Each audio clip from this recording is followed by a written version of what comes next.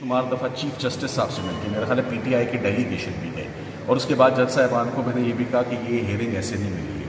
मैं कहा फिर कैसे मिली है? मैं क्या मनतों मुरादों और न्याजों से ही बोला कि ये आपकी हियरिंग मिली है, तो इसको ऐसे आप प्लीज़ एडजर्न ना करें कि सरकार आके कह रही है कि हमें कल रात को इतला होगी इस केस की, सोशल मीडिया पे उनका नोटिफिकेशन गर्दिश कर रहा है। बड़े काबिल वकील हैं जिन्होंने खड़े होकर ये केस किया, एक पैनल बनाया है प्रोसिक्यूटर जनरल साहब ने। जब वो पैनल बन गया तो उसके बाद तारीख लेना कि हम एक स्पेशल वकील लाएंगे, तो इसका मतलब है जो एग्जिस्टिंग टीम है वो क्या सलाहियत नहीं रखती है? वो क्यों है प्रोसिक्यूशन का टीम अगर वो आके ज़मानत जैसी केस पर वो असिस्टेंस नहीं दे सकते? सो बहुत अफसोस की बात है। हमने आज बहुत एहतजाज भी किया इस बात पे कि ईद का आखिरी वर्किंग डे है, बुशरा इमरान को 7 साल सज़ा सुनाई हुई है और वो सज़ा बग़ैर किसी जवाज़ के सुनाई हुई है।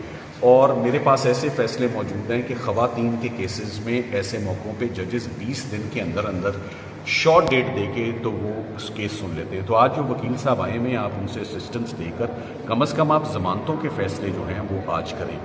सो बात यही है कि इमरान खान साहब और उनकी एहलिया के ख़िलाफ़ जो केसेस रह गए हैं वो बिल्कुल आखिरी दमों पे हैं अपने केसेस। अगर वो भी ख़त्म हो गए तो पीछे जवाज़ ख़त्म हो जाएगा। एक ये केस बचता है, एक लाहौर में 9 मई के केसेस हैं, उनका फैसला नहीं आ रहा। और ये केसेस इतने मुश्किल हो गए हैं इन केसेस में से, जैसे कहते हैं रिजल्ट लेना या हियरिंग लेना या फिक्सिंग करवाना, it has become impossible to get these cases fix, to get the hearing. और हियरिंग होती है तो आके उसको फ्रस्ट्रेट कर दिया जाता है और जजेस उसमें हमारा साथ नहीं दे रहे। जजेस उसको अपोज करें उसको और स्ट्रिक्ट एक्शन लें कि आपको पूरे ज़माने को पता है इस केस का, सबको पता है कि आज ये केस फिक्स्ड है, एडवांस नोटिस है, नोटिफिकेशन आपका सोशल मीडिया पे गर्दिश कर रहा है। तो आज प्रोसिक्यूशन का तारीख लेना इस बात का पहला अंदिया है कि अगली तारीख पर ये ज़मानतें कन्फर्म हो जाएंगी और ये कन्विक्शन स्क्वाश होंगी।